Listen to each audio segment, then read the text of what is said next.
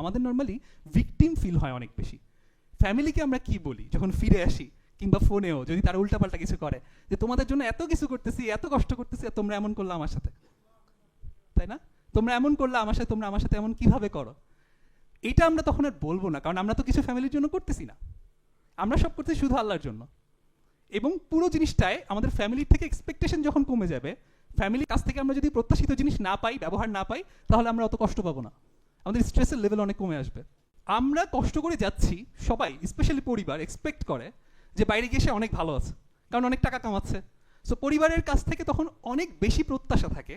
আর আমি ওখানে যাওয়ার পর নতুন একটা পরিস্থিতিতে পড়লাম, আমি আসলে কোন সিচুয়েশনে আছি, প্রতিদিন যে বিভিন্ন ধরনের ডিফিকাল্টি ফেস করছি, আমার ওয়ার্ক প্লেসে যেখানে আমি কাজ করছি সেখানে বিভিন্ন সমস্যা হচ্ছে, মালিকের সাথে সমস্যা হচ্ছে, সেটা তো আমি পরিবারের সাথে বলতে পারি না। কিন্তু পরিবারের আবার একটা প্রত্যাশা থাকে, পরিবারের অনেক রকম কষ্ট থাকে, সেটাই তারা ফোন করলে বলতে থাকে। সো আমার আসলে কথা বলার মতো কোনো জায়গা থাকে না, এবং পরিবার আসলে আমার কথা বুঝতে পারে না। এই ব্যাপারটা কি সত্যি সবার জন্য?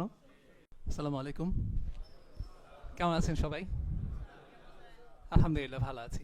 সবাই একটু দাঁড়াই, অনেকক্ষণ তো কথা শুনেছি, অলরেডি এক ধরনের বোর্ডম চলে এসেছে।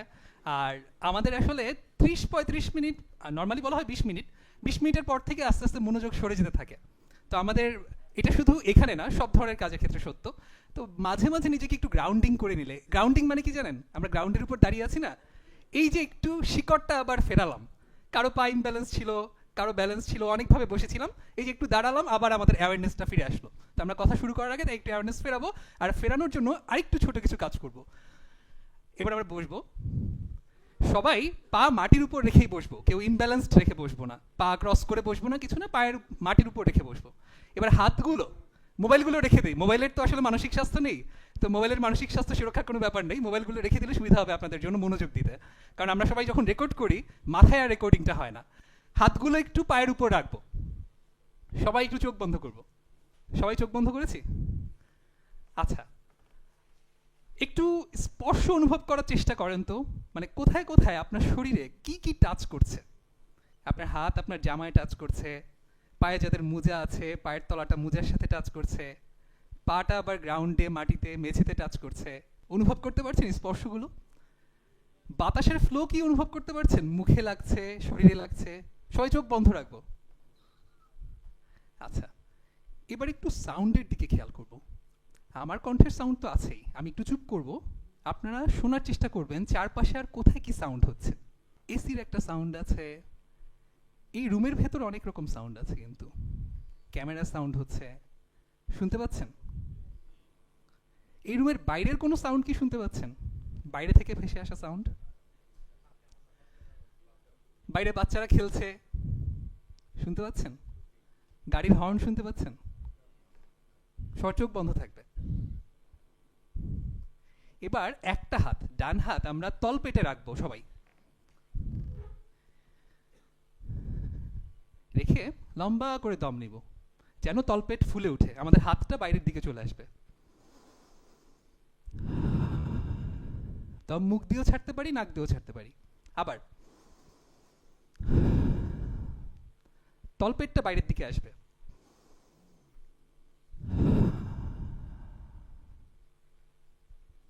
আরেকবার, লাস্ট।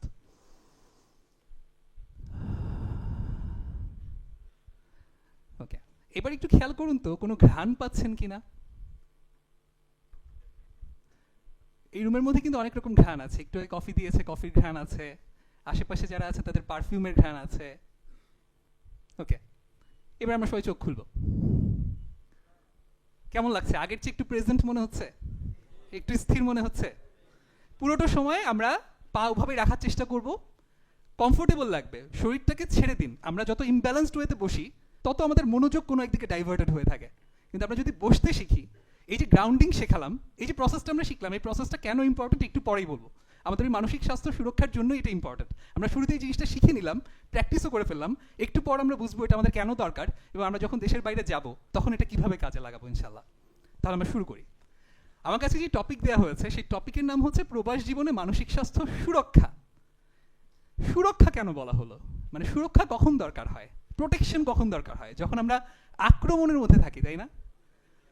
আপনাদেরকে বলা হচ্ছে রেমিটেন্স যোদ্ধা, তার মানে আপনারা কোথাও যুদ্ধ করতে যাচ্ছেন।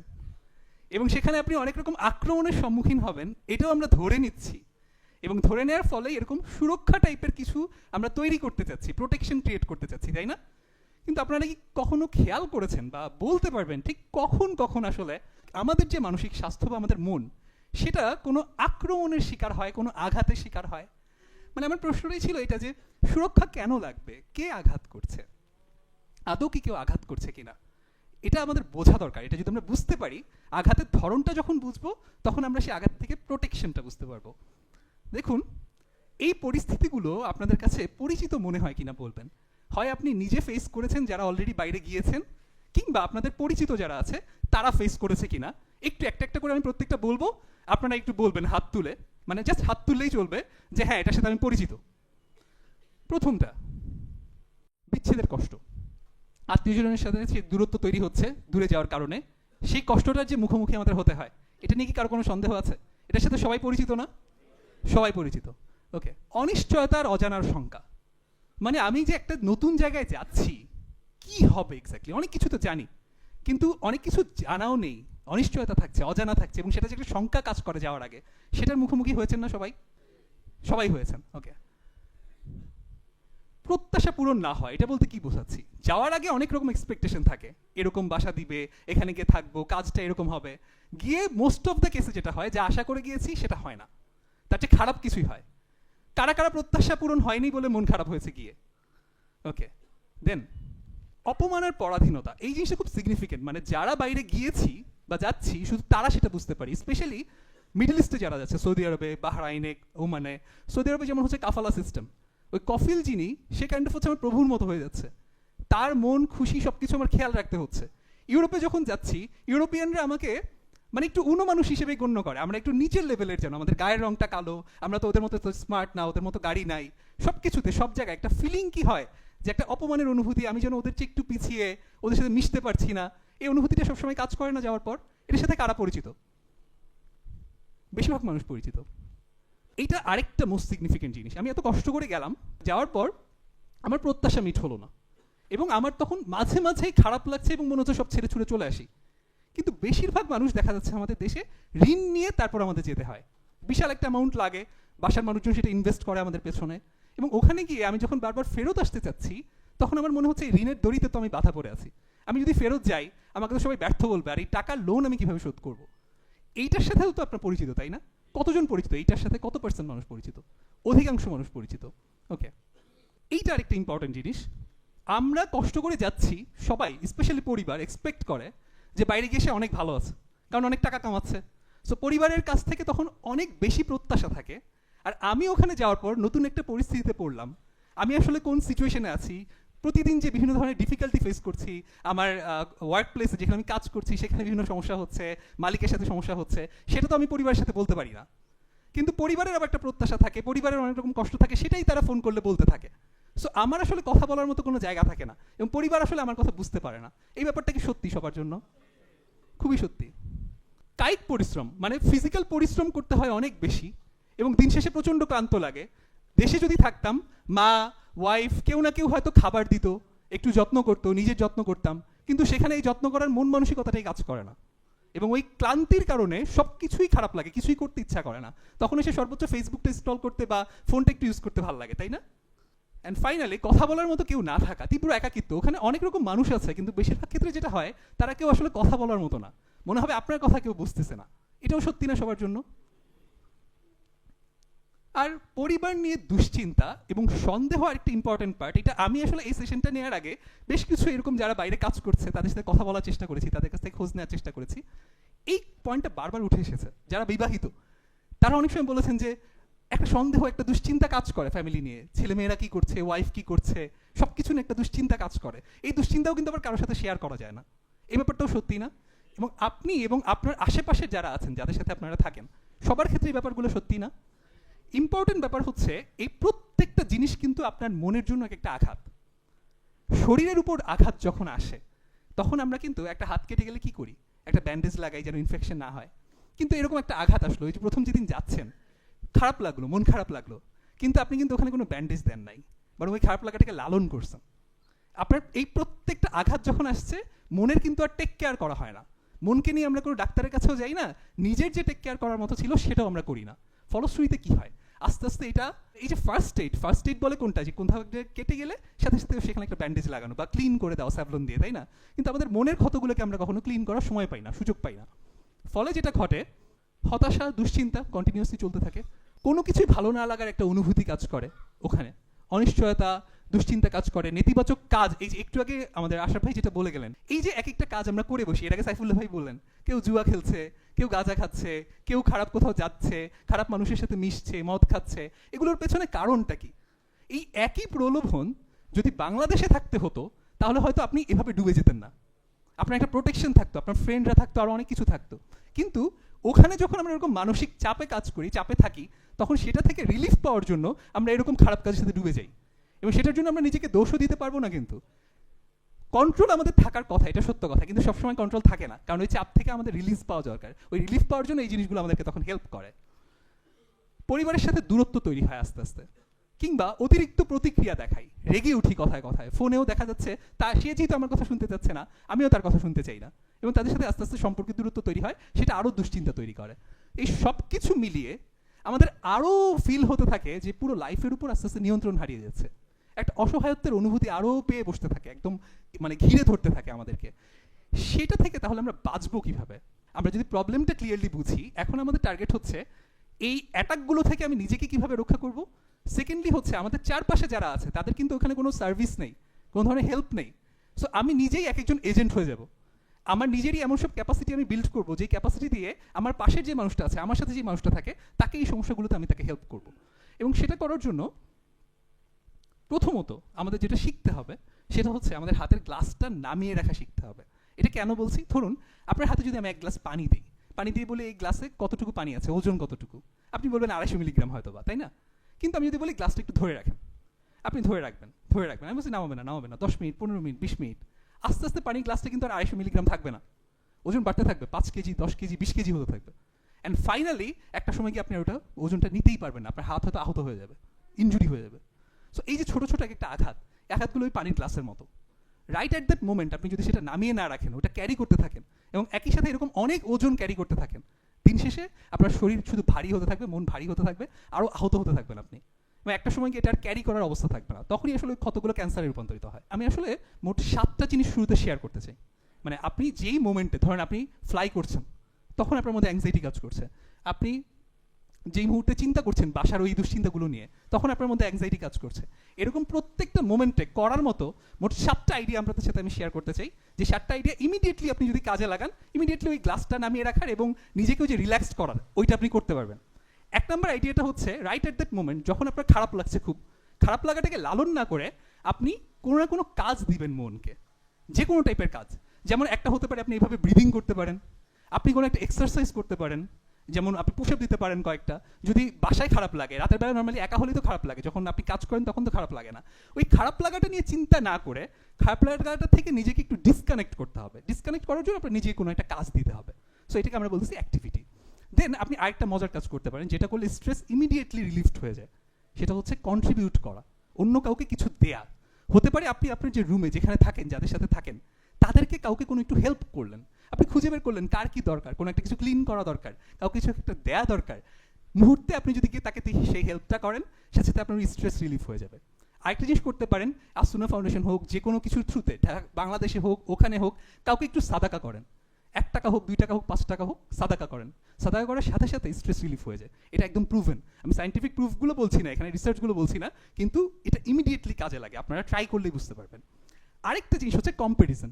কম্প্যারিজন মানে হচ্ছে আপনার চাইতে খারাপ আছে, আপনার চাইতে দুঃখে আছে, এরকম অনেকের কথা কিন্তু আপনি মনে করতে পারবেন। আমরা যখন স্ট্রেসড হই, তখন আমাদের চেয়ে যারা ভালো আছে তাদের কথা আমরা ভাবি, কিন্তু যারা আমাদের চেয়ে খারাপ আছে, যদি সেই মুহূর্তে তাদের কথা ভাবি, তাহলে আবার স্ট্রেস কমে যায়। এই যে খারাপ লাগাটা, ওই খারাপ লাগার ভাবটা কমে যায়। আরেকটা জিনিস করা যেতে পারে, জীবনের একটা পর্যায়ে কিন্তু আপনি ওর চেয়ে অনেক খারাপ অবস্থা ছিলেন, এখন আপনি যেই পজিশনে আছেন সেটা অনেকের কাছে বা আপনার জন্যই একসময় কিন্তু স্বপ্নের মতো ছিল। সো সেটা যদি আপনি তুলনা করেন নিজের সে আগের সেলফটার সাথে, তাহলে আপনি দেখতে পাবেন যে আপনার এখন অনেক ভালো লাগছে। এটা হচ্ছে 3 নম্বর পয়েন্টটা গেল। আপনার যেহেতু সাথে নোট নেই, আমি লাস্টে এমন একটা জিনিস শেয়ার করবো যে 7টা জিনিস আপনি একসাথে মনে রাখতে পারবেন। আপনারা জাস্ট একটু 3টা জিনিস মনে রাখছেন। চতুর্থ জিনিসটা হচ্ছে ইমোশন। আপনার যে খারাপ নেগেটিভ ইমোশনটা তৈরি হয়েছে, সেইটার এগেনস্টে আপনি একটা ভালো ইমোশন তৈরি করবেন। সেটা বিভিন্নভাবে করা যেতে পারে। একটা হচ্ছে আপনি নিজের লাইফের কোনো একটা ভালো মুহূর্তের কথা মনে করতে পারেন, যেমন কোনো কোথাও বেড়াতে গিয়েছিলেন, প্রথম বিয়ের মুহূর্তটা, সেরকম কোনো একটা মুহূর্ত যদি ওই মোমেন্টে মনে করেন, আপনার এই মুহূর্তে যে খারাপ লাগাটা আছে সেই খারাপ লাগাটা রিপ্লেস হয়ে ভালো লাগা দিয়ে রিপ্লেসড হয়ে যাবে। এটা গেল ইমোশন। দেন পুশিং আওয়ে একটা মজার টেকনিক হচ্ছে, ধরুন আপনার এই মুহূর্তে বাসায় যে ঋণটা, সেই ঋণটা নিয়ে খুব দুশ্চিন্তা কাজ করছে। এখন আপনি এই মুহূর্তে তো ওই ঋণ শোধের জন্য কিছু করতে পারছেন না, অযথা দুশ্চিন্তা করতে থাকলে আপনার খারাপ লাগা শুধু বাড়তেই থাকবে, তাই না? আপনি যেটা করতে পারেন, আপনি চোখ বন্ধ করে একটা আলমারি কল্পনা করতে পারেন। ধরেন আপনার মনের একটা আলমারি, এটা যে আলমারিতে আপনি দুশ্চিন্তাগুলোকে বন্দি করে রাখেন। আপনি একটা বক্স নেবেন, চিন্তা করবেন আমার যে ঋণ সংক্রান্ত যে চিন্তাটা, এটা আমি এই বক্সে ঢুকালাম, ঢুকায়ে বক্সটাই আলমারিতে রেখে দিলাম, এবং আমি আবার সন্ধ্যা 7টার পর বা আগামীকাল এটা নিয়ে চিন্তা করব। এই মুহূর্তে যে আপনি এটা একটু নামিয়ে রাখলেন বা সরিয়ে রাখলেন মন থেকে, এটাই আপনাকে একটা বিশাল রিলিফ দিবে। হয় কি, আমরা যখন এই খারাপ জিনিসগুলো নিয়ে গভীরভাবে চিন্তা করতে থাকি লম্বা সময় ধরে, একসময় অস্বস্তি লাগে, অস্থির লাগে।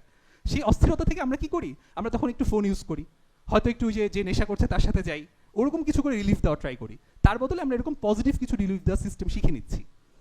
তারপর জিনিসটাকে থটস, টি, মানে আমি আমার যে চিন্তাটা, ওই চিন্তাটাকে চেঞ্জ করে ফেলতে চাই। যা নিয়ে চিন্তা করছিলাম সেটা নিয়ে চিন্তা না করে অন্য কিছু নিয়ে চিন্তা করব। কিভাবে সম্ভব? ধরুন আপনি 100 থেকে পেছনে গোনা শুরু করলেন, খুব সিম্পল মনে হচ্ছে বাট এটা খুবই ইফেক্টিভ। 100 থেকে গোনা শুরু করবেন, কিন্তু প্রতিবার 7 বিয়োগ করে। বলুন তো 100-র আগে কি হবে? 93, 93-এর আগে 86, 86-র আগে 79, 79-র আগে 72, 72-এর আগে 65-র আগে 58, 58-র আগে 51, 51-র আগে। আচ্ছা, এটা গোনা শুরু করার আগে আপনি জানিয়ে চিন্তা করছিলেন, এতটুকু আস্তে আস্তে ওই চিন্তা হারিয়ে গেছে না? জাস্ট ওই মোমেন্টে আপনি যদি কোনো একটা চিন্তা থেকে মুক্তি চান, ধরেন আপনার মনে হচ্ছে আমার ওয়াইফ কি করতেছে, আপনার কোনো একটা সন্দেহ কাজ করতেছে, রাইট এট দ্যাট মোমেন্ট আপনি গুণা শুরু করেন 100 থেকে পিছনে 7 বিয়োগ করে। 7 দিয়ে সহজ হয়ে গেলে এবার 9 দিয়ে বিয়োগ করা শুরু করেন। 1000 থেকে গোনা শুরু করেন, যদি আরো কঠিন হয় দেখবেন ঘুম চলে আসছে, কিংবা ব্রেন এতটা এঙ্গেজড হয়ে গেছে ওই চিন্তায় যে আপনার আগের চিন্তাটা আপনি ভুলে গেছেন।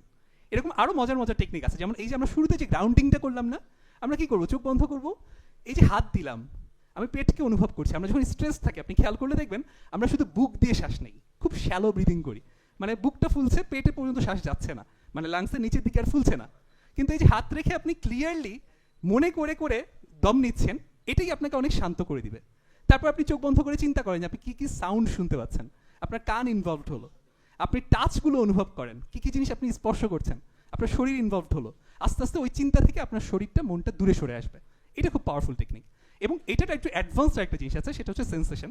মানে হচ্ছে ধরেন আপনি যদি বাসায় থাকেন, বাসা তো ফ্রিজ থাকে, ফ্রিজ থেকে খুলে একটা বরফ হাতে নেবেন, ইমিডিয়েটলি আপনার টেনশন কেটে যাবে, স্ট্রেস কেটে যাবে, কারণ পুরো মনোযোগ তখন ওই বরফের উপর চলে যাবে, কারণ হাতটা অনেক ঠান্ডা হয়ে আসছে। যতক্ষণ সম্ভব ধরে রাখবেন। কিংবা মুখে পানি দিবেন। অজু করলে যে রাগ কমে যায়, স্ট্রেস কমে যায়, এটা একদম সায়েন্টিফিক্যালি প্রুভেন এখন, মানে অনেক রিসার্চ করে ওটা প্রমাণ হয়ে গেছে। সো মুখেও যদি আপনি পানি দেন, ওই সেন্সেশনটা আপনাকে ওই চিন্তা থেকে দূরে সরিয়ে নেবে। এখন কথা হচ্ছে, তাহলে আমরা মোট 7টা জিনিস শেয়ার করলাম না? প্রথমটা কি ছিল, কেউ বলতে পারবেন? অ্যাক্টিভিটি, অ্যাক্টিভিটি ছিল, মানে আমরা কোনো একটা কাজের মধ্যে নিজেকে ঢুকিয়ে দিব। সেকেন্ডটা কি ছিল? দান করা, ওটাকে আমরা কন্ট্রিবিউশন বলতে পারি না? কন্ট্রিবিউশন মানেও তো দান করা, এ সি, তাই না? তারপরটা কি বলেছিলাম? কম্প্যারিজন, অন্য কারোর সাথে যে আমার চেয়ে খারাপ আছে তার সাথে তুলনা করা, কিংবা নিজের কোনো একটা খারাপ সময়ের সাথে তুলনা করা। কি হলো? Activity, contribution, comparison.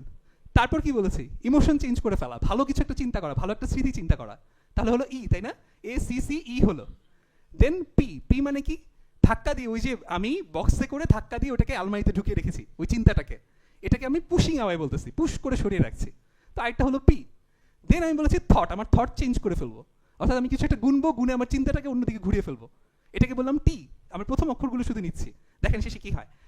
ফাইনালি বললাম সেন্সেশন, আমি কোনো বরফ নিব, কিংবা হচ্ছে আমি মুখে পানি দিব, হলো এস, তাই না? এই পুরোটা হলো A C C E P T S, একসেপ্টস।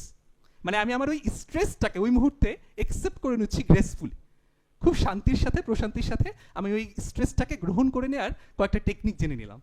এবং এই একসেপ্টস ওয়ার্ডটা আপনি সবসময় মনে রাখবেন, যেই মোমেন্টে খুব বেশি খারাপ লাগতে শুরু করবে, সেই মোমেন্টেই একসেপ্টস ওয়ার্ডটা মনে করে এই 7টার কোনো একটা কিছু করা শুরু করে দিবেন। আপনি অ্যাডিকশনের দিকে যাবেন না, ফোনটা হাতে নেবেন না, আপনার একদম প্র্যাকটিক্যাল যেহেতু সলিউশন আপনার হাতে আছে, আপনি ট্রাই করে দেখেন, একবার, দুইবার, তিনবার, আস্তে আস্তে দেখবেন নিজের উপর কন্ট্রোল বাড়ছে। এটা তো গেল শর্ট টার্ম টেকনিক, মানে আমি একটা ফাইটে আছি, সে ফাইটে আমার মাঝে মাঝে কেটে যাচ্ছে, হাত ছিলে যাচ্ছে, সেটাকে আমি ব্যান্ডেজ দেওয়ার মতো কিছু জিনিস শিখে নিলাম, যেন আমি ওইরকম নেশা বা অন্য কিছু নেগেটিভ কিছুতে ব্যান্ডেজ না দিই। এবার আমরা আসলে সেকেন্ডারি একটা জায়গায় যেতে চাই, সেটা হচ্ছে লং টার্মে বা একদম লং টার্ম ধরে আমাদের সলিউশনটা কী হতে পারে। মানে আমি একটা মজার এক্সাম্পল দিই, আমরা যখন এক্সারসাইজ করি আমাদের ইমপ্রুভমেন্ট কেন হয় জানেন? বা হাত যে মোটা হয়, মাসেল যে মোটা হয়, কেন হয় জানেন? কারণ আমরা যত চাপ দিই তত আমাদের মাসেলগুলো ছিটতে থাকে, এবং পরে যখন আবার জোড়া লাগে তখন আগের চেয়ে শক্তিশালী হয়ে জোড়া লাগে, আগের চেয়ে মোটা হয়ে জোড়া লাগে, ফলে ওটা আরও স্ট্রং হয়ে যায়। তা আপনি শুরুতে তাকে কী করেছেন? পুশ করেছেন না, প্রেশার দিয়েছেন না, কিন্তু সেই প্রেশার থেকে সে আরও শক্তিশালী হয়ে উঠলো। আর অনেক মানুষ দেখবেন যত প্রেশারে পড়ো, যত ডিফিকাল্ট সিচুয়েশনে থাকে, তত শক্তিশালী হয়। আর কিছু মানুষ প্রেশারে পড়লে ভেঙে যায়। আর্মি ট্রেনিং যেটা, আর্মি ট্রেনিং অনেক প্রেশারে থাকে না, ওরা পুরো 3 বছর, কিন্তু ওরা আরও শক্তিশালী হয়ে ওঠে না মানসিকভাবে, শারীরিকভাবে। আপনাদের এই জিনিসটাকে একটা ট্রেনিং হিসেবে যদি আপনি নিতে পারেন, যেটা আপনাকে আরও গ্রো করবে, আরও শক্তিশালী করে তুলবে, সেটা করার জন্য কিছু সিস্টেম আছে। এবং তার মধ্যে সবচাইতে ইম্পর্টেন্ট যে পার্টটা, সেটা হচ্ছে নিজের পারপাস খুঁজে বের করতে পারা। আপনাকে জাস্ট একটা এক্সাম্পল দিই। ধরুন একটা 10 তলা বিল্ডিং আছে, তার পাশে একটা 10 তলা বিল্ডিং আছে, এর মাঝখানে প্রায় 10 ফিট একটা গ্যাপ আছে। তো আপনাকে আমি বললাম একটা তক্তা দিব, সেই তক্তা দিয়ে এই পার থেকে ওই পারে যাওয়া লাগবে, যে তক্তাটা ধরুন 5 ইঞ্চি বা 10 ইঞ্চি চওড়া। কে কে যেতে রাজি হবেন? হাত তুলেন তো। 10 ফিট কিন্তু 5 ইঞ্চি চওড়া একটা ইয়েতে যেতে হবে, কে কে রাজি হবেন? কেউ রাজি হচ্ছেন না। যদি বলি 1000 টাকা দিব, তাও রাজি হবেন না, জাস্ট পড়ে যাওয়ার রিস্ক আছে সেজন্য। 10,000 দিলেও রাজি হবেন না। আচ্ছা, যদি বলি ওই বিল্ডিংয়ে আগুন লাগছে, আপনি এই বিল্ডিংয়ে ছাদে আছেন, এবং আপনি ছাদে দেখতেছেন একটা বাচ্চা আছে, এখন ওই বাচ্চাটাকে বাঁচানোর কেউ নাই, কারণ দরজা তালা দেওয়া ছাদের, ওকে নিয়ে আসতে হবে এই পাশে। এখন কি যাবেন? কে কে যাবেন? অদ্ভুত ব্যাপার, ঘটনা তো সেম, রিস্কও সেম, তারপর আপনার সবাই যেতে রাজি হয়ে গেলেন কেন? কারণ পারপাস চেঞ্জ হয়ে গেছে। মানে কেন যেতে বলতেছে? আগে বলছি 1000 টাকা, 10,000 টাকা, আর এখন বলতেছে একটা বাচ্চার লাইফ। চেঞ্জ হয়ে গেছে, আপনার পারপাস চেঞ্জ হয়ে গেছে, আপনি কঠিন কাজ করতে রাজি হয়ে গেছেন। আগে যদি আমি টাকার জন্য বা পিটাই আপনাকে পাঠাতাম, ওটা আপনার জন্য ক্ষতিকর হতো, আপনার মন শরীর ভেঙে পড়তো ওই দুশ্চিন্তায়। আর এখন আপনি যদি একটা পারপাসে যাচ্ছেন, সেহেতু আপনার মন শরীর স্ট্রং হয়ে উঠবে, তখন যে কোনো আপনি রিস্ক নিতে পারবেন। সো এই যে পারপাসের যে পাওয়ার, এই পাওয়ার আমরা সব জায়গায় দেখতে পাই। এখন প্রশ্ন হচ্ছে, আপনারা যে প্রবাস জীবনে যাচ্ছেন, কাজ করতে যাচ্ছেন, পারপাসটা অ্যাকচুয়ালি কি? বেশিরভাগ মানুষকে আমি যখন জিজ্ঞেস করি, মেইন পারপাস যেটা বলে টাকা কামাতে হবে, ফ্যামিলিকে ভালো রাখতে হবে, পোলাপানকে বড় করতে হবে, তাই না? আপনাদের মধ্যে কার কার পারপাস এটা? সবাই। কারো কি এর চেয়ে ডিফারেন্ট কোনো পারপাস আছে? একজন আছে, বলেন তো, জোরে বলেন, আমি শুনতে পাবো। ওকে, একজন বলছে হালাল রুজি ইনকাম করার কথা। হালাল রুজি ইনকাম করলে কি হবে? ওকে, আলহামদুলিল্লাহ, মাশাআল্লাহ। সো ওনার একটা এরকম ডিফাইন্ড একটা আলাদা পারপাস আছে, উনি আসলে জান্নাত লাভের জন্য বাইরে গেছেন কাজ করতে। এইটা খুব ইন্টারেস্টিং যে আমি যে এক্সাম্পলটা দেখাতাম বা যে হাদিসটা দেখাতাম, হাদিসটা হচ্ছে আল্লাহ রাসূল বলতেছেন সাল্লাল্লাহু আলাইহি ওয়াসাল্লাম যে আমরা নিজের জন্য যা খরচ করি, মানে তুমি নিজের জন্য যা খরচ করো, তোমার সন্তানের জন্য যা খরচ করো, তোমার ওয়াইফের জন্য যা খরচ করো, তোমার চাকরের জন্য যা খরচ করো, সবই সাদাকা। সো আপনি যদি 1 লাখ টাকা কামান, এতদিন কি নিয়ত করতেন? হয়তো 90,000 টাকা ফ্যামিলির জন্য পাঠাতেন, 1,000 টাকা সাদাকার জন্য পাঠাতেন, কাউকে হেল্প করার জন্য, তাই না? কিন্তু আমি যদি আপনাকে বলি যে আপনি 90,000 টাকা 90,000 টাকাই সাদাকা করার জন্য পাঠাইতে পারেন, কারণ আপনি তো নিজে ওখানে যা খরচ করতেছেন, ফ্যামিলির জন্য যা খরচ করতেছেন, সবই সাদাকা। সো এই নিয়তটা যখন আপনি চেঞ্জ করে ফেলতেছেন, পারপাসটা চেঞ্জ করে ফেলতেছেন, সাথে আরেকটু পাওয়ারফুল কিছু অ্যাড করেন, যে আমার সন্তান বড় হবে, সেই সন্তান আসলে সুন্দরভাবে শিক্ষিত হবে, আমার ফ্যামিলি প্রোটেক্টেড থাকবে, আমি বাড়িতে গিয়ে যখন দেশে ফিরবো, দেশের জন্য তো কাজ করছি, এই টাকা দেশেও ভ্যালু অ্যাড করছে, আমার ফ্যামিলিকে নিয়ে আমি আরও বেটার কিছু করবো, যেটা আল্লাহ সন্তুষ্টির জন্য কাজে যাবে। এরকম বড় কোনো পারপাস যখন আমরা কানেক্ট করতে পারি আমাদের কষ্টগুলোর সাথে, স্ট্রাগলগুলোর সাথে, ওই স্ট্রাগলগুলো নেওয়াটা আরও অনেক বেশি সহজ হয়ে যায়। এবং তার সাথে আরেকটা ছোট্ট অংশ যোগ হয়, যেটা খুবই পাওয়ারফুল। আমাদের নর্মালি ভিকটিম ফিল হয় অনেক বেশি। ফ্যামিলিকে আমরা কি বলি যখন ফিরে আসি, কিংবা ফোনেও যদি তারা উল্টাপাল্টা কিছু করে, যে তোমাদের জন্য এত কিছু করতেছি, এত কষ্ট করতেছি, আর তোমরা এমন করলে আমার সাথে, তাই না? তোমরা এমন করলে আমার সাথে, তোমরা আমার সাথে এমন কিভাবে করো? এটা আমরা তখন আর বলবো না, কারণ আমরা তো কিছু ফ্যামিলির জন্য করতেছি না, আমরা সব করতেছি শুধু আল্লাহর জন্য। এবং পুরো জিনিসটায় আমাদের ফ্যামিলির থেকে এক্সপেকটেশন যখন কমে যাবে, ফ্যামিলির কাছ থেকে আমরা যদি প্রত্যাশিত জিনিস না পাই, ব্যবহার না পাই, তাহলে আমরা অত কষ্ট পাবো না, আমাদের স্ট্রেসের লেভেল অনেক কমে আসবে, এবং আমরা ডিফারেন্ট একটা জিনিস করতে পারবো, ডিফারেন্ট একটা জিনিস বলতে পারবো। দুটো দোয়া আমার কাছে প্রচণ্ড পাওয়ারফুল মনে হয়েছে। এবং আমাদের মতো সময় আমরা যখন প্রবাস জীবনে যাচ্ছি বা বাইরে কোথায় গেছি, তখন আমাদের নবীরা আসলে কি বলেছেন। দেখেন, মুসা আলাইহিস সালাম যখন ওই যে ফেরাউন একদম ফলো করলো তাকে, একদম নীল নদের পাড়ে চলে আসলো এবং ওনাদের আর যাওয়ার কোনো জায়গা নেই, সবাই হতাশ যে এবার আমরা শেষ। কোরআনে স্পষ্টভাবে আছে, তখন উনি বলতেছেন ইন্না রব্বি মাইয়া সায়াহদিন, আমার রব আমার সাথে আছেন, তিনি আমাকে পথ দেখাবেন। এই যে তাওয়াক্কুল, এই যে কনফিডেন্স, এটা মোস্ট ডিফিকাল্ট টাইমেও আপনাকে ক্যাপাসিটি দিবে, স্ট্রেংথ দিবে। আমার রাসূল সাল্লাল্লাহু আলাইহি ওয়াসাল্লাম যখন হিজরত করছেন তখন তিনি কি বলতেছেন? তখন তিনি বলছেন রব্বি আদখিলনি মুদখালা সিদকিন ওয়া আখরিজনি মুখরাজা সিদকিন ওয়াজআলনি মিন লাদুনকা সুলতানান নাসিরা। আমাকে সিদকের সাথে বা সততার সাথে বা আমানতের সাথে প্রবেশ করান, আবার সততার সাথে আমাকে বের করে আনেন এবং আমাকে আপনার কাছ থেকে সাহায্য দেন। সো আপনি যখন এই দেশ থেকে ওই কাজে যাচ্ছেন, আপনার নিয়ত হচ্ছে আল্লাহর সন্তুষ্টি বা সাদাকা করা, তখন আপনি আল্লাহর কাছে এটা বলতে পারবেন। যখনই কোনো ডিফিকাল্ট সিচুয়েশন আসবে, আপনি ফ্যামিলির উপর রাগ ঝাড়বেন না, বা আপনি নেশার দিকে আগাবেন না, গাজার দিকে আগাবেন না, আপনি আগাবেন কোন দিকে? আল্লাহর দিকে। প্রতিটা ডিফিকাল্টি আপনাকে স্পিরিচুয়ালি আরও স্ট্রং করবে, আপনি আল্লাহর আরও কাছাকাছি চলে যাবেন। কারণ আল্লাহকে আপনি বলবেন যে আল্লাহ আমি আপনার জন্য সব কিছু করতেছি, আপনি এমন করতেছেন কেন? কিংবা আপনি বিশ্বাস করবেন যে এইটাকে সবর করার জন্য আপনাকে কিছু আল্লাহ শিখাচ্ছে। এই সব কিছু মিলিয়ে যে রেজিলিয়েন্সটা তৈরি হয়, এটা সাইকোলজিক্যালিও প্রমাণিত। জাস্ট একটা মজার এক্সাম্পল দিই, এটা দিয়ে শেষ করবো ইনশাল্লাহ। দুইটা এক্সাম্পল দিয়ে শেষ করবো। একটা হচ্ছে একটা মজার টেস্ট করা হয় বাচ্চাদেরকে যখন আমাদের কাউন্সেলিংয়ের জন্য আনা হয়, ছোটো বাচ্চাদেরকে, ওর আসলে পৃথিবীর সাথে অ্যাটাচমেন্ট কীরকম, ও পৃথিবীকে কীভাবে দেখে, সেটা টেস্ট করার জন্য ওকে অনেক সময় একটা গল্প ফিনিশ করতে বলা হয়। গল্পটা এরকম যে ধরো তোমার একটা বন্ধু হেঁটে যাচ্ছিল, একটা গর্ত ছিল, ওই গর্ততে সে পড়ে গিয়েছে, কেউ আসছে না, ওর এখন কি হবে, তুমি গল্পটা শেষ করো। তো কিছু বাচ্চা বলে কি ওর আব্বু এসে ওকে উঠাবে। তার মানে ওর নিজের যে অ্যাটাচমেন্ট, সিকিউরড অ্যাটাচমেন্টটা, ওটা ওর বাবার সাথে। ও জানে যে ওর কিছু হলে ওর বাবা এসে উঠাবে, এই জন্য ও ভাবতেছে ওর বন্ধুকে ওর বাবাই বাঁচাবে। কিছু বাচ্চা বলে মা উঠাবে, কিছু বাচ্চা বলে অন্য কেউ।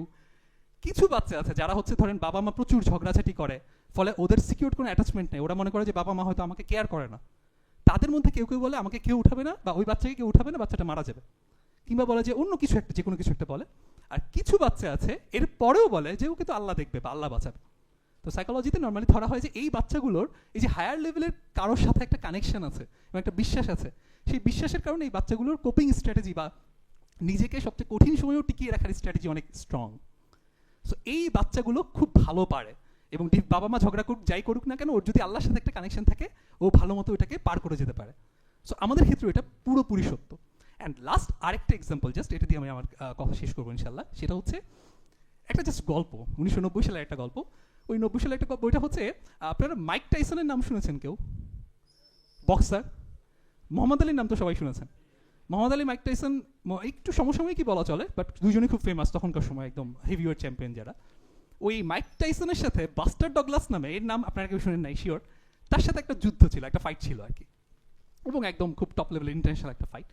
সেই ফাইটে 8ম রাউন্ডে গিয়ে মাইক টাইসন বাস্টার ডগলাসকে ওই যে নকআউট পাঞ্চ আছে না, নিচে গিয়ে যে লাগে, যেটা ওই ভিডিওটা আমার এখানে ছিল, আমি পরে দেখাবো ভাবছিলাম, বাট আজকে সময় নেই।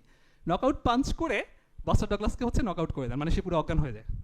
তো অজ্ঞান হয়ে পড়ে যাওয়ার পর মানে ওই মাইক টাইসন এত স্ট্রং মানুষ, ওই স্ট্রং ফাইটার ছিলেন, তার নকআউট পাঞ্চ খেয়ে নকআউট হয়ে গেছে, এরপর উঠে আসছে, এটা আগে কখনো হয় নাই। আর বাস্টার ডগলাস এমনিতেই দুর্বল, কেউ আশা করে নাই সে উঠে আসবে। মজা যেটা হয়েছে, সে উঠে আসছে, মানে বেল পড়ার আগে উঠে আসছে, উঠে এসে সে ফাইট শুরু করছে, এবং 10ম রাউন্ডে গিয়ে সে উল্টা নকআউট করে ফেলছে মাইক টাইসনকে। এবং এটাকে বলা হয় টোটাল বক্সিংয়ের হিস্ট্রিতে সবচাইতে বড় আপসেট, মানে এর চেয়ে অস্বাভাবিক কিছু কখনো ঘটে নাই, যে মাইক টাইসনকে নকআউট পাঞ্চ খাওয়ার পর উঠে এসে আবার নকআউট করে ফেলছে।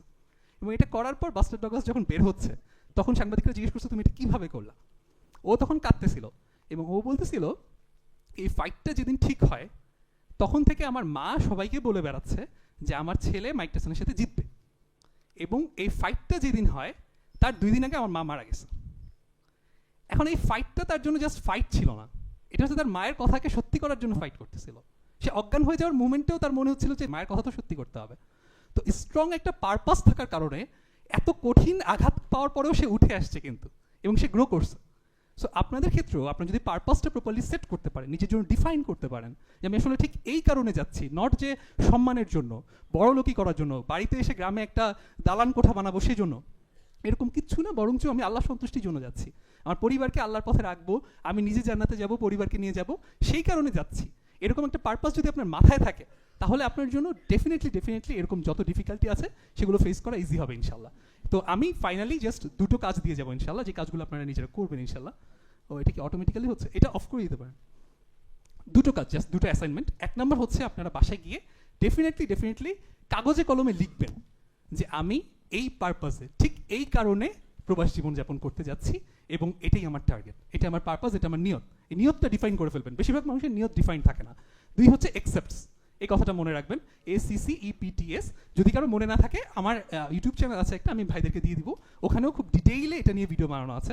এটা নিয়ে আপনারা দেখে শিখে রাখবেন এবং নোট রাখবেন। এবং প্রথমে যেটা বলেছিলাম, শুধু নিজের জন্য না, যাদের সাথে আপনি থাকবেন, যাদেরকে নিয়ে কাজ করবেন, তাদেরকে ওই জিনিসগুলো শিখিয়ে শিখিয়ে সবাইকে একটা রাইট ট্র্যাকে রাখার চেষ্টা করতে হবে ইনশাল্লাহ। সবাই ভালো থাকবেন, দোয়া করবেন। আসসালামু আলাইকুম।